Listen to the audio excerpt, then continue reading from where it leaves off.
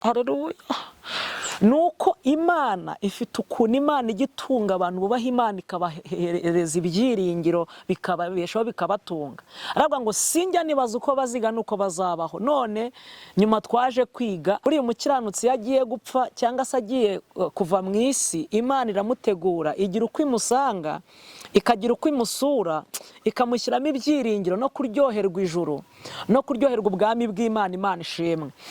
Imana igira ukuntu imwegera, ikagira uko imutegura, imumenyesha ayo makuru hakiri kare, ikagira uko izamubeshaho nuko izamutegura. Iyo Imana izagukoresha, haleluya, Mana we, iyo Imana izagukoresha irakurinda no mu busabusa, Imana irahakurindira. Iyo Imana igufiteho umugambi no mu makuba, Imana yakunyuzamo kandi ntugire icyuba.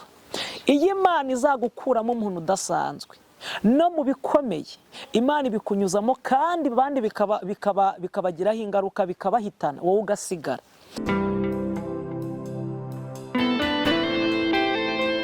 Turabasuhuje mu izina ry'Umwami wacu Yesu Kristo. Amahoro y'Imana nabane namwe. Hanyuma uyu ni wa mwanya n'ubundi dukunda kubana, umwanya w'ijambo ry'Imana, umwanya wo kuramya ndetse no guhimbaza n'ubuhamya. Kandi tubahaye ikaze, yaba ari muri Afurika, yaba ari muri Amerika y'Epfo, Amerika ya Ruguru, yaba ari muri Aziya, yaba ari i Burayi, namwe bari muri Australia. Turabafite muri ibyo bihugu byinshi bitandukanye, tubana umunsi ku munsi, tubana ku mbuga zitandukanye.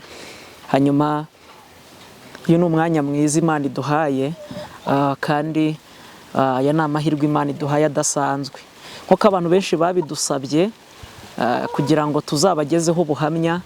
Uyu ni wo mwanya twagira ngo bagezeho ubuhamya bwa muhodari, mubana kenshi, haba mu buryo bw'indirimbo, haba mu buryo bw'ijambo ry'Imana. Uyu ni umwaka wa 17 tubana umurimo w'Imana hirya no hino mu Rwanda, muri East Africa cyangwa mu bihugu by'ibiyaga bigari. Hanyuma tuganira ijambo ry'Imana, tubana mu buzima bwa buri munsi bwo gukizwa, mu buzima bwa buri munsi. Muhodari ninde? Ni muntu ki? Muhodari ubuhamya bwe ni ubuhe? Muhodari yanyuze he? Muhodari byagenze gute? Rero ni Muhodali Vedaste. Hanyuma ubundi ubuhamya ngira ngo mbagezeho bwanjye bwa muhodari. Hanyuma kandi iyi ni ya channel yanyu mukunda yitwa Nayoti Ministry. Ni channel y'ijambo ry'Imana, ubuhamya n'indirimbo. Rero Imana iduhana umugisha kandi tugire neza. Ntuze kwibagirwa gukanda subscribe, ni ijambo riri munsi y'iyo video riri mu ibara ritukura, ukane no kukazogera. Uzajya uhita ubona inyigisho cyangwa se indirimbo cyangwa se ubuhamya ako kanya bikugereho, nawe ubisangize n'abandi, ari byo twita share. Hanyuma kandi n'ikibazo waba ufite watwandikira muri comment cyangwa se ukaduhamagara kuri nimero iri munsi y'iyo video kugira ngo tuganire, turusheho gufashanya. Imana iduhaze ibyiza kandi tugire neza. Hanyuma reka dusenge, ibintu byose tubitangiza isengesho. Imana yacu, Imana yo kubahwa, so Umwami wacu Yesu Kristo, Imana iriho kandi izahoraho iteka ryose, Imana ivuga bikaba, tegeka bigakomera, Imana ihambaye iri hejuru ya byose. We mutanga bugingo, Mwami, ngwino ubane natwe muri uyu mwanya uduhaye w'umugisha udasanzwe. Ngwino ube mu ruhande rwacu mu kiganiro tugiye kugirana na bene data, mu buhamya tugiye kuhana. Ngwino tube bugufi cyane kandi uturengere, mu izina rya Yesu Kristo w'i Nazareti, amen. Imana iduhe umugisha. Hanyuma amazina yanjye ni Muhodali Vedaste. Muhodali ni igiswahili, muntu muhodali bisobanura umunyamurava, umunyabutwari, umunyeshyaka, umunyehirwe. Hanyuma papa yitwa Hodari Gabriel. Hodari Gabriel, Hodari bisobanura intwari. Hodari araba ku ndirimbo y'umunyatanzania uvuga ngo Hodari wa mapenzi, ni intwari Hodari. Gira yise ashyiraho mu biba Muhodali. Rero hanyuma njye navukiye Bugesera, niho navukiye.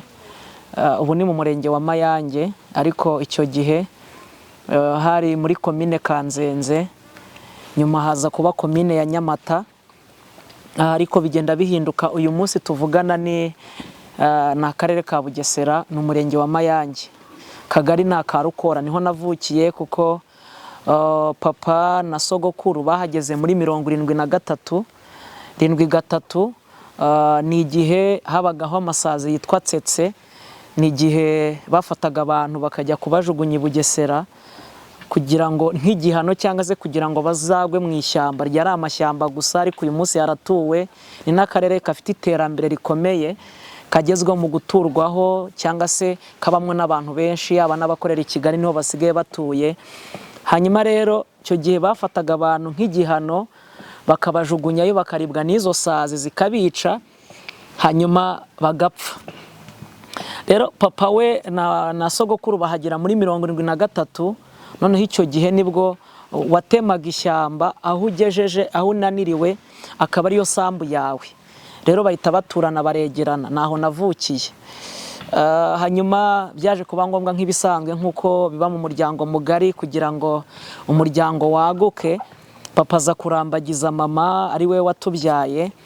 Hanyuma amaze kurambagiza mama, mama yavukaga ahantu hitwa Imwogo, ni munsi y'Inyamata, naho ni mu karere ka Bugesera uyu munsi. Hanyuma bakora mariage, ni njye mfura mu rugo, ni njyewe mfura mu rugo kwa papa no kwa mama. Hanyuma ariko bari abakristo, basengaga Imana, bubaha Imana, kuko papa yagize igihe cyo gukora ivugabutumwa, acuruza umutobe akiri umusore. Hanyuma akora ivugabutumwa, niyo mateka nakurikiranye mbere yuko ashaka. Yakoraga umurimo w'Imana, acuruza umutobe, akora ivugabutumwa. Mama nawe yakoraga ivugabutumwa nawe, kuko na nyuma yaje kurikomeza. Imana itugire neza, nyuma yaje kurikomeza mama. Hanyuma bakajya bakubita akagoma ku musozi, hanyuma bakabita abasazi. Na mbere y'94 babitaga abasazi. Kubera iki? Ntibari baragize amahirwe yo kwiga ngo bagere mu ishuri. Noneho babona ibintu bije n'ibishya, ibyo gukizwa n'ibishya, ibyo kuzura umwuka wera n'ibishya, ibyo kuvuga mu ndimi n'ibishya. Kuko abantu rero batajyaga babibona mu bantu bize n'abantu b'abayobozi. Imana abatajyaga babona iyo mihindagurikire idasanzwe ku bantu, babita abasazi n'abantu babuze ubwenge, babuze ibyo bakora. Rero Imana itugire neza kandi itwambika imbaraga. Ariko uyu munsi ntabwo wakongera gukoresha iyo mvugo, kuko Imana yarahamagaye mu bantu bose, yarahamagaye mu basenga, mu bize, mu batarize. Imana yarahamagaye mu bari mu nzego za leta zitandukanye, hose ifitemo abakozi, mu mirimo itandukanye Imana ifitemo abakozi. Ntabwo wakongera kuvuga ko ari byo abantu batize ibintu byo gukizwa no gukorera Imana, ahubwo byabaye ibisirimu, byabaye iby'abasirimu. Rero Imana itugire neza kandi ishimwe ko yagize neza, abaye mu ruhande rwacu. Hanyuma rero barashakana, barambyara, ari njye mfura mu rugo, baza kubyara na petit frere cyangwa se murumuna wanjye uyu munsi. Hanyuma bigeze 94, ndibuka bigeze babaza mama mbere y'94, baramubaza ngo tubwire ibyiringiro byawe by'abana bawe ahantu biri. Arababwira ngo sinjya nibaza uko baziga nuko bazabaho, Imana yanjye nakoreye irahari, izabigisha. Urumva, abizera bagira ibyiringiro bitagaragara amaso y'umuntu, bagira kwizera kudasanzwe, kuko iyo bibwiye umuntu akabishyira muri logique, cyangwa se ku muntu wize, ku muntu utumva ibyo bintu, akwita umusazi, agufata nkaho wabuze ibyo ukora, akwita nkaho uri ikiburaburyo cyangwa se wasaze mu bwonko, ufite ikintu ubura mu bwonko. Ariko nta yindi mpamvu, nuko haleluya, nuko Imana ifite ukuntu Imana igitunga abantu bubaha Imana, ikabahereza ibyiringiro, bikababeshaho, bikabatunga. Aravuga ngo sinjya nibaza uko baziga nuko bazabaho. None nyuma twaje kwiga atakiriho, ndaza kubigeraho. Hanyuma ikindi, mbere y'94 abwira abamasengera, ababwira ngo ntago tuzi uko bari buze kugenda, mureke twature twitunganye, hanyuma kugira ngo Imana ize kutugirira neza. Kumbi we buri umukiranutsi yagiye gupfa cyangwa se agiye kuva mu isi, Imana iramutegura, igira uko imusanga, ikagira uko imusura, ikamushyiramo ibyiringiro no kuryoherwa ijuru, no kuryoherwa ubwami bw'Imana. Imana ishimwe. Imana igira ukuntu imwegera, ikagira uko imutegura, imumenyesha ayo makuru hakiri kare, ikagira uko izamubeshaho n'uko izamutegura. Hanyuma bariheza, baritunganya, barihana na ba masenge, baza kumukuramo, bamugirira nabi, bamwambura ubuzima. Nibuka ko narahageze nsanga nyine araho ahantu aryamye arimo aravirirana. Nyuma twe tuza duhungira ahantu hitwa ku Kibuye. Tugeze ku Kibuye nibwo twaje kuhagera, turacumbika, tugenda duhunga duca ku biraro, ku biti. Ndabyibuka icyo gihe nubwo nari umwana ariko nari nzi ubwenge, hari ibyo nari nzi nabonaga. Hanyuma tugera ahantu ducumbika mu nzu y'umuntu w'umupapa. Hanyuma rimwe rero ababyeyi cyangwa imiryango yajya kwiyanzuza, noneho bakaza guhitamo abantu bagomba kugirira nabi cyangwa se bagomba kwicwa n'abagomba gufasha. Rero igihe kimwe papa nawe aza kujyana irangamuntu ayijyanye, nawe baza kumutoranya abantu bagomba kugira nabi, kujugunya mu rwobo, bakabajugunya. Hanyuma bamuhisemo, twebwe ntitwari tubizi. Noneho turi mu rugo cyangwa se twari ducumbitse ku Kibuye, nibwo noneho umugabo yasohotse afata imbunda, arababwira ngo aho kugira ngo munyice, aho kugira ngo mubice, nimubanze munyice ngewe ubwanjye, mubice nyuma yanjye. Nyuma baratureka, baragenda, baratinya. Reka mbabwire, iyo Imana izagukoresha, haleluya, Mana we, iyo Imana izagukoresha irakurinda no mu busabusa. Imana irahakurindira. Iyo Imana igufiteho umugambi, no mu makuba Imana yakunyuzamo kandi ntugire icyuba. Iyo Imana izagukuramo umuntu udasanzwe, no mu bikomeye Imana ibikunyuzamo kandi bandi bikabagiraho ingaruka, bikabahitana, wowe ugasigara. Imana yarindaga umumaro uyu munsi nagirira abantu, yarindaga umumaro uyu munsi nshobora kugira abo mumuriza, nabo narema umutima, nabo naganiriza, nagira inama. Ni Imana yarindaga. Imana ishimwe kandi Imana ihabwe icyubahiro. Ni Imana yarindaga muri twebwe, nta kindi. Ntibaba bakiduhitanye, Imana iraturokora. Nyuma tuza gutahuka, tuza tugaruka n'ubundi ahitwa i Bugesera uyu munsi, cyangwa mu murenge wa Mayange. Hanyuma tumaze kugaruka, tuhageze nk'Icyenda gatanu cyangwa Icyenda gatandatu gutyo. Hanyuma Icyenda karindwi biza kuba ngombwa ko papa ashaka umudamu wa kabiri, nk'uko n'ubundi bikunda kugenda ku bandi. Ashaka umudamu wa kabiri, cyangwa se ariwe mukadata ashaka uwa kabiri. Bikunze kuba ku bagabo benshi, kuko gupfakara umuntu akiri mutoya ntabwo ari ibintu byoroshye. Ibyo ni ibintu dusangiye muri iyi si. Kuba umuntu yarera abana babiri gusa atongeye gushaka akiri muto biragoye. Ariko hanyuma ashaka undi mudamu wa kabiri. Kuva yamushaka ntabwo twigeze tubana ku mpamvu zitandukanye, ntabwo twahuje, ahubwo nahise mbacika njya kuba kwa mukecuru no kwa nyogokuru ubyara papa, kuko bari begeranye, bariho njya ndagenda mbayo. Cyakora murumuna wanjye bakomeza guhanyanyaza, barabana nuko, ariko nabwo biza kugorana, biza kwanga nawe nyuma. Ariko ninjye abanje kubacika kubera ubupfubyi n'ibibazo twahuye nabyo byagiye bidutera ibikomere n'ihahamuka.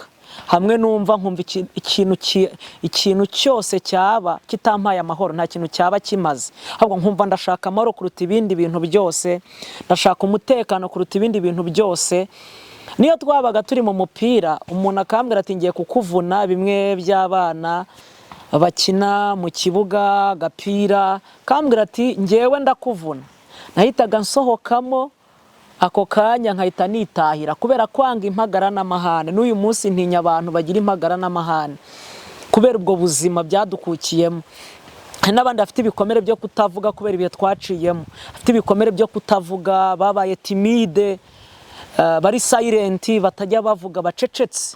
Rero Imana itwiteho kandi ishimwe ko yabaye mu ruhande rwayo. Hanyuma tuba muri ubwo buzima, ndererwa kwa mukecuru no kwa nyogokuru ubyara papa, turahaba. Nyuma ndaharererwa, ndahaguma. Nibuka ko kenshi yagiye arega sogokuru papa amurega ngo niyo watumye abana be bamwanga, ariko ko twe twari tuzi ibyo duhunga nibyo twahuye nabyo. Hanyuma ahubwo bagakora inama bavuga ngo ngaho ugenda ubafate, tugata twifatira ni nk'iyo mu rutoke tukigendera, kubera ko bana we byari byatonanye no guhuza nawe. Wenda rimwe yasanga twakoze mu nkono, twariye, hari imirimo tutakoze tugakubitwa, cyangwa se akadushyiraho ikinyafu cyangwa se n'iki. Ndavuga nti ibi ntabwo bishoboka, nkabona ijisho turebana njye nawe ntabwo ari ryiza. Hanyuma rero bituma mfata umwanzuro ndabacika. Ibi mvuga kenshi abantu b'iwacu cyangwa se ku ivuko barabizi, aya makuru yo barayazi kundusha. Abantu twabanye twakuze batureba batubona mu maso, bo bazi ubuhamya cyane kurusha abandi, ariko cyane cyane abo tutari tuziranye nibo ndiho mpereza aya makuru cyane. Imana itugire neza kandi itwambike imbaraga.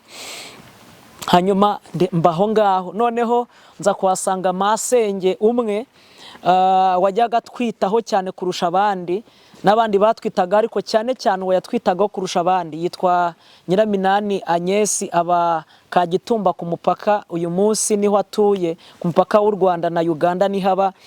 Hanyuma akajya twitaho, akatumenyera isabune, amavuta, akatumenyera ibintu byose, akatumenyera korogati, akatumenyera iby'ubuzima umwana ajya akenera byose akabimenya. Bene data, bana we, ntabwo byoroshye, ntabwo byoroshye. Abanyarwanda baciye umugani baravuga ngo akabura ntikaboneke ni nyina w'umuntu. Buriya igihe cyose uzabura mama wawe ukabona mama ukubyara, ubuze amahirwe akomeye mu buzima. Imana ishimwe, Imana ishimwe, Imana ishimwe. Bana we, igihe cyose uzabura mama ukubyara ubuze amahirwe ndetse n'umugisha udasanzwe. Imana itwambike imbaraga kandi tugire neza. Hanyuma niyo mpamvu bavuze ngo umugabo n'umwana wundi, ntabwo harera umugabo, harera umubyeyi. Ariko turashimira Yesu ko aho mama atarari Imana yarahabaye, n'abantu barahaba. Nayo mpamvu birivuze ngo ni ngese w'imfubyi, ndi umugabo w'abapfakazi. Bivuze iki? Nuko ari abantu Imana igenda iguha bakwitaho umunsi ku munsi. Ni abantu Imana iguha bakwitaho, baba mu ruhande rwa mama wawe, bagakora ibyo mama wawe atakoze. Haleluya. Bagakora ibyo ababyeyi bawe batakoze, bakakubwira amagambo ababyeyi batavuze. Haleluya. Mana we, bakaguha ibyo mama wawe ataguhaye, bakaguha ihumure mama ataguhaye, bakama uruhande rwawe mama wawe atabayemo. Ni iki Imana ibivuze? Nta Imana ivuze ngo ni ngese w'imfubyi, ni umugabo w'abapfakazi. Nasanze mu bantu ba mbere Imana ikunda abantu batatu ngiye kubabwira. Ikunda imfubyi, igakunda umupfakazi, igakunda n'utagira shinge na rugero cyangwa se umukene. Nasanze Imana iduha agaciro imfubyi kadasanzwe. Ibintu naciyemo iyo ntaza kumenya Yesu, nari gukora amabi menshi cyangwa se mba ndi ikihebe uyu munsi. Ariko munshimirira Imana ko yamfashe ikankomeza, nawe kandi unkurikiye yaragufashira gukomeza. Imana ibishimirwe. Nshimiye Imana ko yabaye mu ruhande rwacu, igakora ibihambaye birenze ibyo batakora. Haleluya, haleluya. Bana we, haleluya. Bana we, bana we. Imana ishimwe, Imana ishimwe, Imana ishimwe. Hanyuma kugeza ku rwego Bibiliya yarantangaje, narayisomye iranezeza. Yaravuze ngo nuzahinga mu murima, yarangiza akeza agasarura, azasigaze n'iby'imfubyi zizafata, zizarya, zizatoragura mu murima. Kugeza aho yavuze ngo umuntu uzarya imfubyi azahura n'akaga gakomeye. Imana ikunda imfubyi ku rwego rukomeye. Kugeza nkaho yavuze ngo yaravuze ngo ndi se w'imfubyi. Byari bivuze iki? Biravuze ngo ibyo tutabaza ababyeyi tuzabibaze Yesu, ibyo tutakwaka ababyeyi tuzabyake Yesu, iterambere tutagira tureshejwe n'ababyeyi tuzariheshwa na Yesu. Haleluya. Ayiwe bana, amahirwe tutaboneye ku babyeyi tuzayahabwa na Yesu. Imana ikunda imfubyi ku rwego ntabona nasobanuramo. Imana ishimwe. Hanyuma kubera ubwo buzima, kubera iyo mibereho mibi igoranye, mbaho kwa masenge ari utwitaho atumenyera iby'ubwo buzima. Hanyuma kuva 9 karindwi turi kumwe n'uwo masenge na nyogokuru na sogokuru, bo ntabwo bari bakijijwe cyangwa se ntibaresengeraga mu barokore. Turabana bo bikubitira icupa binywera, bakora imirimo itandukanye. Ibyo gusenga ntabwo babyemeraga, kuko mbere y'9 abamasenge bajyaga bajya gusengera muri ADPR imbere y'9 cyangwa mu barokore. Bataha bagasanga muzehe ari ku muryango afashe umupanga yanyweye icupa rye. Hari ukuntu yajyaga yivuga ikivugo akavuga ngo amaye inka ruganira wampaye inka. Mbo abiki gihe ntabwo bakivuga, ariko abasaza bacu bakera barivugaga. Ariko izina yari afite naryo ntabwo ryari ryoroshye. Ndashimira Imana ko yankweho karande w'izina ribi. Papa na mama bakanyita izina ryiza basenze, izina ryiza Imana izakoreramo izankoresherezamo ari ryo Muhodali, ikemera ko nitwa izina ryiza. Imana ishimwe kandi Imana ihabwe icyubahiro. Hanyuma kuko papa cyangwa se sogokuru yitwaga Sembwaja, urumva ni izina abo twaganiye kuri kara nabwiye ko ari izina ribiri dukurikirana, ariko iryo zina ryankurikiranye. Imana ishimwe kandi ihabwe icyubahiro. Hanyuma tuba muri ubwo buzima, dukomeza kubana n'ababyeyi, kubana na sogokuru na nyogokuru, dukomeza kuba hafi, tuba mu rugo rwabo, dukomeza kubana kugeza ndabyibuka igihe kimwe nakundaga kuragira amatungo mu rugo. Haragira amatungo mu rugo, cyangwa se amatungo magufa arizo hene cyangwa se inka, zo ntago twazigiraga, nizo naragiraga. Hanyuma noneho nkaragira amatungo. Rimwe nza kujya kuragira amatungo, ariko ndi mu murima ndimo mpanurira ibiti ihene zigomba kurya by'umuvumu, ndahanuka nikubita hasi bagira ngo birarangiye. Hanyuma aho nzamukiye ngaruye kuka nsanga papa ari ku muhanda ari kuzinga ka matera. Namaza ni se papa ugiye atari ahantu ngiye. Nuko ubwo hanyuma kandi urumva ntitwanabanaga, ngewe mwero by'abana ndamubwira ni rero muzehe reka nze nkukurikire tujyane. Hanyuma turagenda, bwa mbere turara igahanga, bwa kabiri turakomeza turara ishyorongi. Twahagurutse Mayange cyangwa se yari komine Nyamata, aribwo bagikora amakomine n'amaperefegitire. Ndahaguruka, tuhaguruka Mayange, duhaguruka n'igare. Duhagurutse n'igare turagenda mpaka kuzagera Igisenyi. Naho ndahaba Igisenyi ahitwa za Bazirete ndahaba. Hanyuma mukadataza kudusangayo.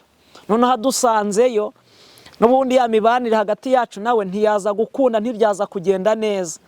Nyuma mbahengera igihe kimwe ndacunga, bagiye mu bukwe aho hafi muri karitsiye, fata imyenda nyuza munsi y'urugi, ndayifatanye mfata utwenda duke ntushyira ku rutugu. Ubwenge bukambwira ngo ngiye kuva Igisenyi Bazirete nzataye muri komine Nyamata n'amaguru. Mu by'ukuri niba byarabagaho ntabwo mbizi, ahubwo ni impamvu z'imiruho ndetse n'iminsi mibi n'ubupfubyi. Ndagenda ahambere mpageze, ndi kwaka icumbi, barambwira ngo reka uyu mwana tumufate tuzamurangishe muri Croix-Rouge hanyuma bazamwiteho. Noneho bana we, tuzamurangishe kuri Croix-Rouge. Hanyuma ubwenge burambwira ngo nibagufata bazagusubiza kwa so na mukaso mwongere mu bane. Kandi nababwiraga ko papa namubuze ntazi aho ahantu ari, kuko numvaga nimvuga ko hari aho nzi ari bari bunsubizeyo n'ubundi yongera mfatishe cyangwa se yongera mbone. Mpita mbacika ndiruka mfata umuhanda wa kaburimbo. Ahambere ndagenda naka icumbi ku muhanda ndacumbika. Bwa kabiri ndakomeza, noneho nza kugera ahandi hantu abapasiteri baje mu mahugurwa. Noneho nsanga abantu basigaye muri inyuma yari Toyota, noneho basize inyuma. noneho ndabegera mbaganiriza ikibazo cyane mfite ko nabuze umubyeyi ntazi yaherereye kandi ndimo nshaka gutaha, nabuze unyitaho n'uwamfata. Pasiteri we aje angezeho, we agira impuhwe nk'iz'abatambyi bafite muri iyi minsi, ni bake ariko bazisigaranye, ntabwo ari bose bakizigira. Agira impuhwe nyinshi n'umutima wa kimuntu n'urukundo. Imana ishimwe, mwihangane birangoye kuvuga ibi bintu, ndagerageza kuvunagura.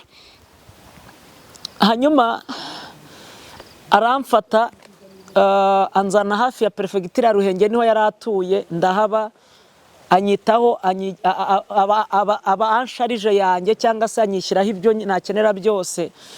Nyuma noneho aza kumbwira uti se ari ukuguma iwanjye no kujya mu kigo cy'imfubyi wahitamo hehe? Abakozi bari mu rugo barambwira bati uhisemo kujya mu kigo cy'imfubyi byaba ari byiza kuko babayeho neza kandi babita bamenyera byose n'ubuzima. Icyo kigo cy'imfubyi wageragamo ukiga, noneho bakakwishyurira ishuri, cyangwa se igihe babona iwanyu bakaza bagushyikiriza bakagutahana. Noneho n'igihe kandi wabuze iwanyu bakakubakira inzu bakakubeshaho bakagutunga. Nageze mbabwira ko ntazi papa uhari, ntazi iyo navuye, ntazi iyo naturutse. Ndavuga nti niba ndi ikivejuru simbizi, niba naraturutse simazi, sinzi iyo ntuye, sinzi n'iyo mva n'iyonge. Mu by'ukuri nari mazi, ariko nkanga gusubira muri bwa buzima bubi na ya mibereho mibi. Ikigo cy'imfubyi nkibamo, ariko nsangamo ababikira babagamo, nabo bakangenzura akantu kose ntakoze nkakubitwa, ibintu byose ni inkoni. Kandi kubera wa mutima wihahamuka na ryahamuka nagize no gukunda amahoro cyane, nyuma ntangira kubabwira ku mushinga ushinzwe gucyura abana baba muri icyo kigo cy'imfubyi. Uyu munsi ni mu kigo, ni iruhande rwa kiliziya ya Musanze, ni Musanze niho icyo kigo cyabaga, cyangwa se muri PART1, n'ubundi cyari ikigo cy'abihaye Imana cy'imfubyi. Kenshi mu minsi mikuru twakundaga gusangira iminsi mikuru n'abayobozi batandukanye bo mu nzego za leta z'igihugu. Hanyuma ntangira kujya njyayo mbabwira nti njyewe ndashaka gutaha. Imana ishimwe. Nkababwira nti njyewe ndashaka gutaha mu rugo naha, ariko ndashaka gutaha. Nyuma baza kuperereza aderese mbahaye cyangwa se aho nturuka, basanga ko harahari aderese zirahari, banabageraho barandangije barahebye iyo mperereye, haba ari nyogokuru haba ari na papa yarihebye, nawe yumva ko yagariye agatima ka kimuntu ka kibyeyi karaza. Nuko araperereza barabura neza burundu, ariko Imana irinda wa mugambi wayo mwiza kuri twe. Ayewe, Imana ibana natwe ku manywa na nijoro, idukurikirana ntigeze indeka ngo impebe. Hanyuma basanga aderese mbahaye zirahari kandi ziriho. Hanyuma icyakurikiyeho ni uko baje kunzana. Nibwo bwa mbere nambaye agakweto k'urugozi 2001. Nambara agakweto k'urugozi, banyuza i Kigali niho baruguriye, banjyana mu rugo. Ndahaba, ariko mpageze nyikubita amaso papa nsubirayo, mfata umuhanda ndagenda. Nyuma barangarura barandyoshya barambeshya, mbona bansubije mu rugo ku mbaraga. Ndahaba, ariko mpaba n'ubundi ntahashaka. Yera nubwo mpacika njya kuba muri karitsiye. Hanyuma nyuma umushinga ukajya uza gusura ngo urebe imibereho mbayemo nuko bihagaze. Noneho basanga ko nanze kuragira amatungo yo mu rugo. Hanyuma baravuga ngo reka tugura amatungo, uwo mushinga urayagura yazana kugira ngo nkunde mpabe. Ntangiye kuragira amatungo nanjye harimo ayanjye, nicyo cyatumye nguma mu rugo nkomeza kubana n'amasenge. Muri icyo gihe, muri ibyo bihe bigoranye, nibwo nari umuswa wa mbere, nibwo nakoraga primaire ndatsindwa kubera ubwo buzima biragorana. Primaire ndatsindwa, hanyuma mba muri ubwo buzima bugoye, ariko Imana igakomeza kuba hafi yanjye kuko ari izi uwo nzaba ndi uyu munsi, yari izi uwo nzavamo, yari izi ibyo izankoresha, yari izi impano z'Imana izampa. Najyaga njya gusenga bisanzwe, ariko gukizwa bitari byanzamo 100%. Ubwo navukaga mu rugo rw'abakristo, ariko najyaga gusenga kurebera amakorali yaje kuririmba, ndibuka korari hormone yigeze iza mu rugo kuririmba, iyi korari hormone y'Igisenyi Rubavu irimba ngo indirimbo y'amatunda, korari yitwa Imbuzi y'Imuhanga yari igezweho icyo gihe, barimba ngo iyi sabune yari nziza, nayo ndayibuka nkagira ngiye kureba amakorari cyangwa ngiye kurya ku rusengero bimwe by'abana. Reka mbabwire, iyo umuntu abaye mu buzima bubi biba bigoye. Uzi ko hari n'indyo najyaga ngikangwa nabi nkarwara kubera ubuzima bubi.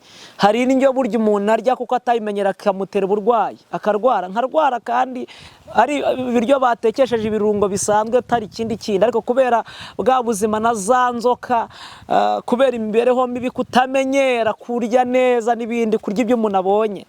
Imana itugire neza kandi twambike imbaraga.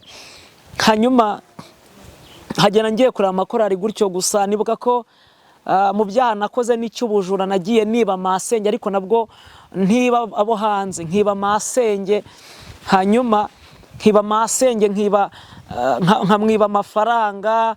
Yakoraga ubucuruzi bwo gucuruza amasaka yavamo ubushera, ariko naba ngiye kwishyuza ku gahembe, nkajya nyonga akagare, mvuye ku gahembe mvuye Mayange njya ku gahembe, naho ni mu karere ka Bugesera. Bampa amafaranga nkagirayo nkuramo nkayatsimba, twabyitaga gutsimba mu mvugo y'uburara cyangwa y'ubujura, nkayamwiba nkayatwara, cyangwa se baba banyishyuje banyishyuye, hanyuma nkakuramo nk'ishuri imwe y'amasaka natwaye y'amamera avamo ubushera cyangwa se ibigage ku bapagani ko babyita. Nibyo yakoraga, nkajya mwiba, nkakora ibyo ibintu byo gusenga bitari byanzamo no gukizwa bitari byanzamo. Yewe no kubatizwa ntarabikozwa, ntarabijyamo byo kubatizwa no gusenga ntarabijyamo cyane. Hanyuma rero nkajya mbikora gutyo ncangacanga, ubundi bagasanga natwaye ibikoresho by'abantu, nagiye mu ishyamba nkabishwanyaguriza amaradiyo nkashwanyaguza n'ibindi nuko.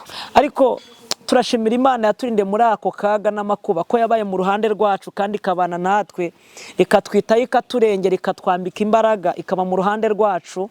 Imana ishimwe. Imana igiturina no mu mafuti yacu no mu manyanga, n'igihe tutari twamenya Imana ntibibuza kuturinda, n'igihe tutari twamenya Yesu ntibimubuza kuturinda. Imana ishimwe kandi Imana ihabwa icyubahiro, kuko niyo kwizerwa, niyo kwiringirwa. Imana ihabwa icyubahiro. Imana ibana natwe muri ubwo buzima, iba hafi yacu, iraturengera, iraturwanira, iturwanaho. Njye na murumuna wanjye nawe yaje kunsanga kwa sogokuru, nawe turabana. Imana itugire neza, yakomeje kuba mu ruhande rwacu. Imana tugenda tubona Imana mu buryo bumwe cyangwa mu bundi muri ubwo buzima, muri izo nzira z'ibizigu zigoye tutazi iyo tuva n'iyo tujya. Rero Imana ibishimirwa kuko itajya idutererana cyangwa se ngo ijye kure yacu, naho abantu batari Imana igihaba ikaba hafi yacu. Imana ibishimirwe rero kandi Imana ihabwa icyubahiro. Hanyuma muri iyo myaka kugeza nka 2006 nibwo twabaye muri ubwo buzima.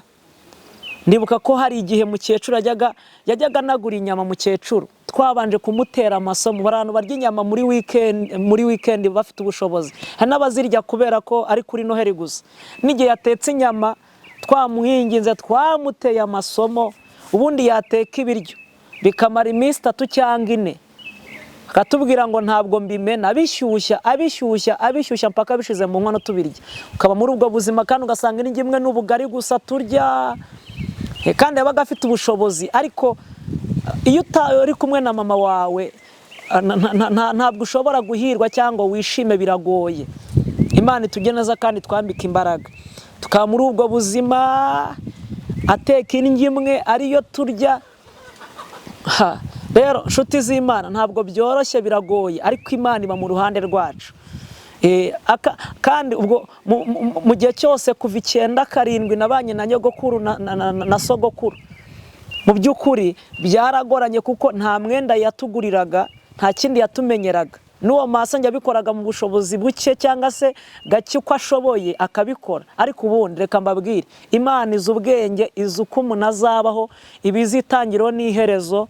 Imana ibizi inzira ducamo zose z'ibizigu, kandi uyu munsi turi gushima Imana ko hari impinduka, kandi ndetse no muri uyu mwaka n'umwaka utaha turaza kwakira impinduka, turabyizeye neza ko Imana iraza gukora ibidasanzwe. Imana ishimwe kandi Imana ihabwe icyubahiro.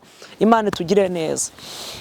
rero iki cyari igice cya mbere cy'ubuhamya ndagira ngo mbagezeho, hanyuma ntuze kwibagirwa gukanda subscribe, kandi ukore na share usangize n'abandi ubuhamya.